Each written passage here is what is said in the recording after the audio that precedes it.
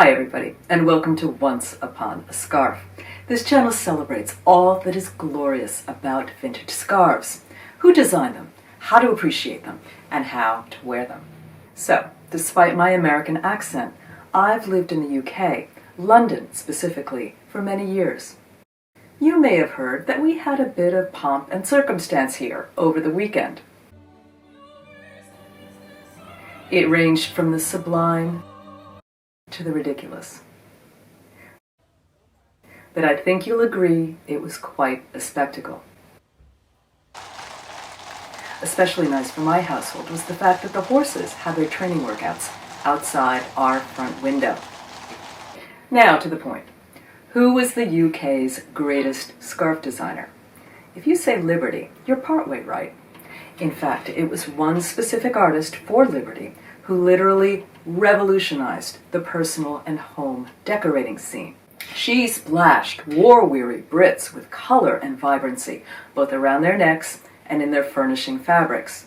These bright, bold, happy patterns lifted mood, stodgy tradition, and turned stiff upper lips into smiles in those gray, still ration days of the 1950s and 60s. That designer is Althea McNish. Never heard of her?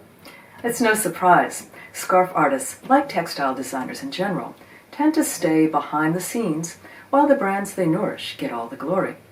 I can say with full assurance that McNish stood side by side with the finest artists of her generation, and many of us would much rather get along with a McNish in the living room rather than, say, Francis Bacon.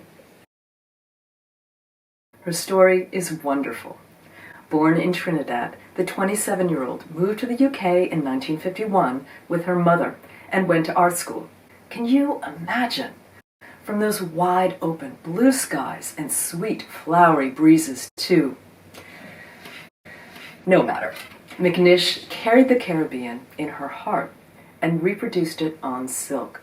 Her unique, abstracted take on equatorial light and hue, bright oranges, blues, reds, and occasionally more organic browns and greens, caught the eye of her art teachers and enabled her to make the connections that eventually landed her gigs at Liberty, Jacquemart, Jaeger, and others, including at least one fabric design take-up by none other than Christian Dior. While she was mostly anonymous at the time, her designs were a roaring success. Customers loved the sense they brought of anywhere but here, and I think it's really telling that the silk screeners who carried out the nuts and bolts of smearing ink on silk loved her too. She went to the printers with an Allen key in her pocket so she could help the craftspeople adjust the screens just so that her edge-to-edge designs came out perfectly. She was invested in these works.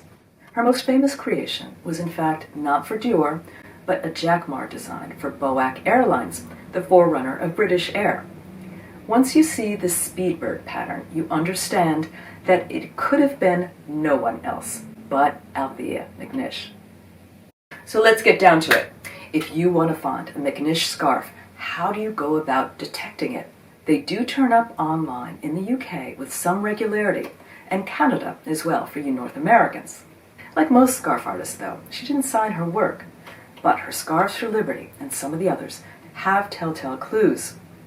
The first is the color, usually much more in-your-face, more exuberant than you would expect from this heritage brand of chintzes and paisleys.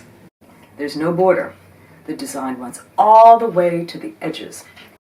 The basic aesthetic in all of them is a haze, spatter, or loose striping of 3 or 4 bright background hues, upon which an abstract design of flowers, butterflies, trees, or geometrics has been inked with a characteristically jagged and blobby line.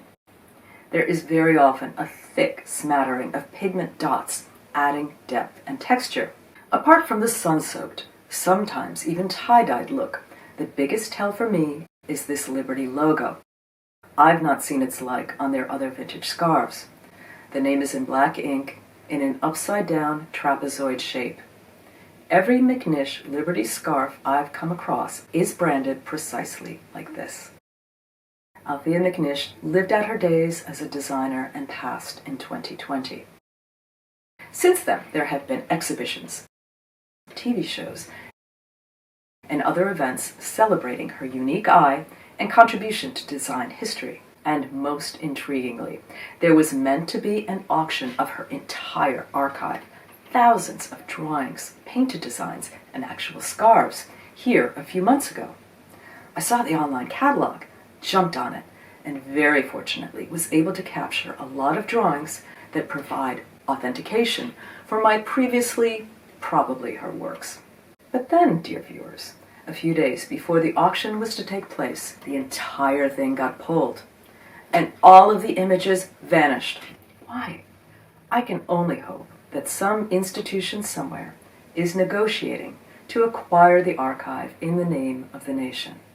How fitting that would be. We crown our kings with a public glory that many question in this time of struggle for the economically disadvantaged.